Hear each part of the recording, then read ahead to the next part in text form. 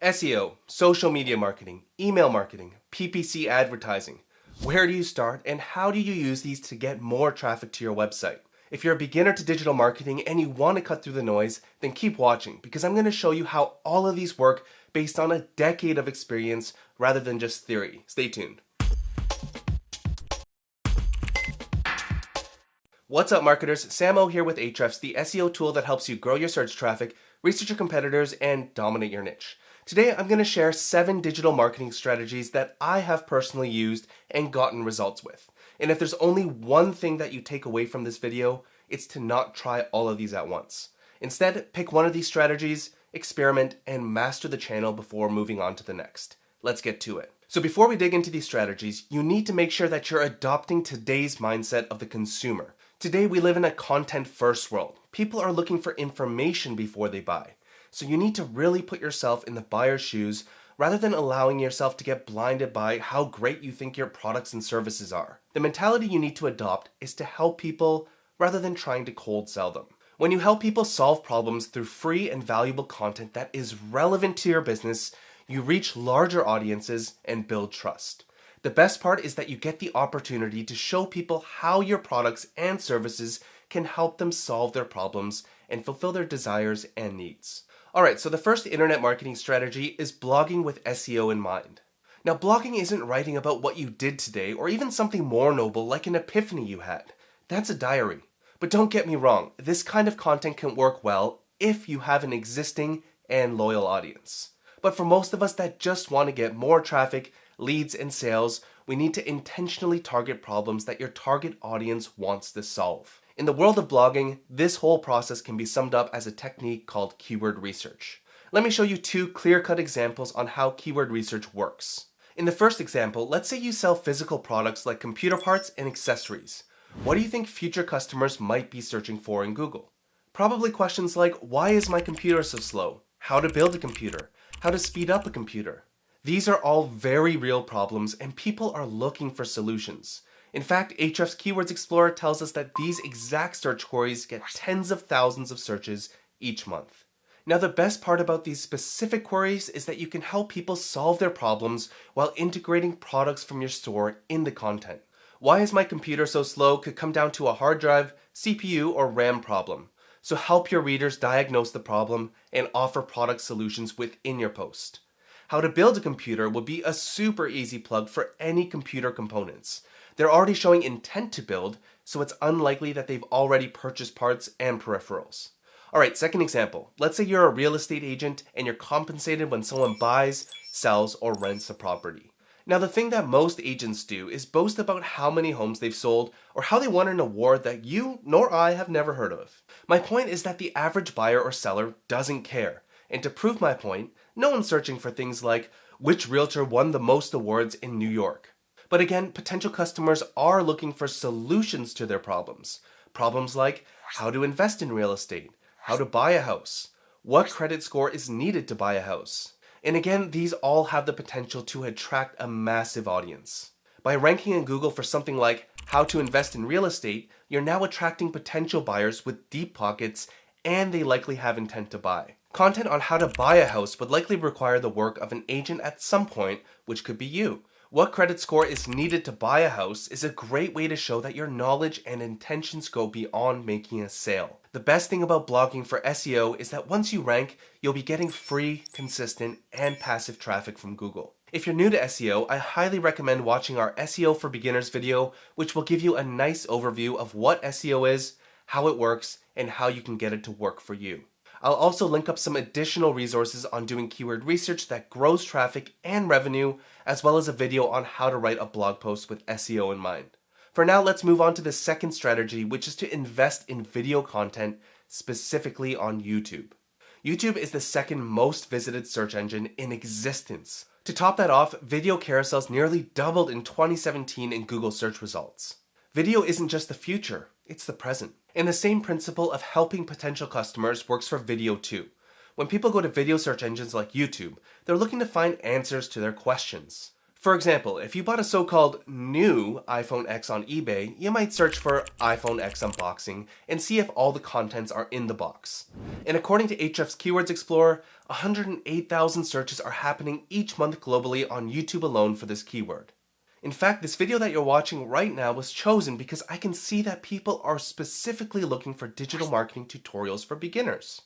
To come up with topic ideas that people are searching for in your niche, head over to Ahrefs Keywords Explorer, switch the search engine to YouTube, and search for a broad keyword in your niche. Let's use makeup as an example.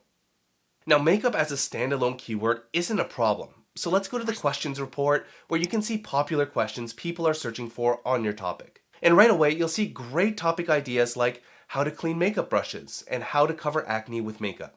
Now, when you're creating these videos, try and keep the fluff out and pack in as much necessary value as possible. Doing this has helped us grow our YouTube views to over 150,000 views per month, and best of all, since all of our videos show how our SEO tools can help, it's led to thousands of new paying leads and customers specifically mentioning that they found us through YouTube. Most of our video growth was done through YouTube SEO, so I'll leave links to a tutorial to help you rank your videos and get more views. Next up is social media marketing. Rather than covering every social media network, I want to pass on a couple of important tips that will help you grow your social channels. The first is to focus on just one social media channel when you're just starting out. It takes time to build a following, but numbers aren't everything. What you want is a loyal following. When you dip your toes into every possible social media network out there, your attention gets divided and the results get diluted. So which social media marketing channel do you choose?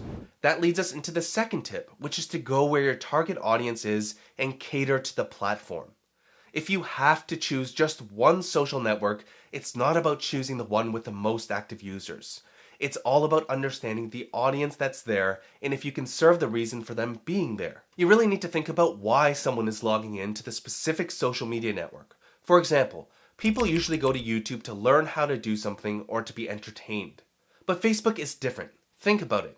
Have you ever logged onto Facebook hoping that you would see an unboxing tutorial? Or better yet, have you ever opened your Facebook app hoping you would find a limited time offer that's 97% off only for the next 37 minutes? Probably not. People don't check Facebook with credit card in hand. People like and share things that are helpful, interesting, shocking, or funny. So if you're going to try and bring people into your world, present your message as a story, video, or something else that will likely stand out from the endless feed of vacation vanity shots. Pinterest, on the other hand, is primarily a social search engine where people can control what they want to search for. The primary intent of users on this platform is to get inspired, learn things, and plan to do things. So create content that caters to their intent for being there. So if this is your audience, take advantage of a less competitive landscape from both an ads and organic perspective. Speaking of ads, that's the next digital marketing strategy on the list for today. When it comes to paid advertising, please do not throw your money blind into an ad network because you read that it was good. What works for one person won't necessarily work for the next person. Instead, think about the ABCs of paid advertising. A is for audience, B is for budget, and C is for commerciality. We've already covered the audience part. You want to engage on social networks where your target audience hangs out. Budget is the next one. Bloomberg reported that Google and Facebook own a combined 58% of the $111 billion market. Now, the way ads work are usually based on auctions. The more advertisers there are, the more expensive it gets for you and I. So let's say you're in the ultra-competitive industry of conference calling. If we search for that keyword in Keywords Explorer with Google set as the search engine, you'll see that the cost per click from Google Ads is $20. If you have an ad budget of, let's say, $1,000 per month, then you'd only be able to get 50 clicks before your budget was depleted. Instead, you can do two things. The first option is to look for keywords that have a lower cost per click. Just go to the phrase match report to see all keywords in our keyword database that contain your target keyword. Next, set a filter to only show keywords that have a maximum cost per click of something lower like $5. From here, you can filter through the list and see if there's some more lucrative opportunities rather than spending $20 per click. This one for a conference call app might be a good one since it's a quarter of the price. Another benefit is that the reason behind the searcher's query is more clear. Someone searching for this is clearly looking for an app that does conference calls, whereas someone searching for just conference call could be looking for many different things. The second thing you can do is experiment with less popular ad platforms where your target audience might be. Finally is commerciality. Now, all major ad platforms are able to bring ROI for their advertisers. Otherwise, they wouldn't exist. But you have to find a way to bridge the gap between the intent of the platform and how you monetize your products. And the solution, it's going to be content. For example, let's say you sell boutique furniture and think that Pinterest will be a good platform to run some ads. In my opinion, it wouldn't be a good idea to advertise a bunch of links to high-end furniture like couches and dining tables. Instead, blog posts could work really well here since people log on to Pinterest mainly to get inspired and learn new things. Here's what that bridge might look like. Pinterest ads would be the discovery tool. You pay the money and they'll show your pin. The bridge would then be a helpful blog post on, let's say, 11 interior design tips for your living room that won't break the bank. And within that content, you could showcase your products where it supports the tip you're speaking of. Nail the ABCs of paid ads and increase your chances of actually converting your hard-earned dollars into ROI. Next up is one of my favorites, and that's podcasts. Now, there are two ways to look at podcasts. First is to create your own, and the second is to be interviewed on someone else's podcasts. Creating your own podcast can be great for brand and building an audience. But if you're just starting out, it can take quite a bit of time to get any sort of traction. Getting interviewed on podcasts is a different story. Podcasters are always looking for interesting people to interview. Even if you don't have a ton of experience in the online world, your offline experiences and expertise could be a great way to land yourself a position on a popular podcast. Now, if you don't know which podcast you should approach, an easy way to find opportunities is to look at your favorite podcasts and find someone in your industry that has been interviewed. Looking at the podcast page for Entrepreneur on Fire, you'll see this episode with Jim Kwik. Now, if we click through to the interview, you'll notice two things. The first is that the guest name is in the title. This is very common for podcast interviews. Second is the link on the page. The host will almost always link to the guest's homepage in the show notes. Knowing this, we can use a tool like Ahrefs Site Explorer to find all podcasts they've been interviewed on. So I'll enter in jimkwik.com, and I'll also set the search mode to a URL search so we can find pages that are linking specifically to the homepage. Once the overview page loads, go to the backlinks report, which will show you all of the pages that are linking to this URL. Finally, let's use the include search and type in Jim Kwik. And to keep our results super relevant, I'm going to set the filter to search for his name only in the titles of the referring pages. And we now have around 120 podcasts we can pitch to get interviewed. So filter through relevant podcasts and pitch the host as to why they should interview you and the value you can give to their audience. Next on the list is email marketing. If you've ever looked into email marketing, then you've probably heard people claiming that email is king. But I promise you that once you get into it, you'll quickly discover that it's not as turnkey as online gurus make it sound. Now, don't get me wrong, email marketing is great, but first you need traffic to get email subscribers. It also requires opt-in forms to turn a visitor into a subscriber. In my opinion, email is a great long play to build connection with your audience and even sell high-ticket items. So my tip for you on email marketing is quite simple. First, focus on building your email list from day one. It's important, and you might as well collect emails from interested people from the start, even if it's not a substantial list. But be realistic with your goals, and as you build your audience, put more time into your email list and see how it can serve your business. The final strategy is to use forums and community boards. Community forums like Quora, Reddit, and Facebook are great promotion channels. But before you go off and start posting links to your product pages, there are a few things you need to understand, and these are all based around the unspoken rules of spam. First, don't promote your products or services pages within these groups. The intent of users on these platforms is to learn, not to be sold to directly. Instead, think of these networks as a place to share your expertise, build relationships, and help others. Second, use links to your content sparingly. If you're constantly posting links to your blog and have justified in your head that this is non-promotional, then you're most likely wrong. Links can be more appropriate based on the network you're posting on. For example, Quora generally has longer answers, and linking to your content where it supports your point is a good idea.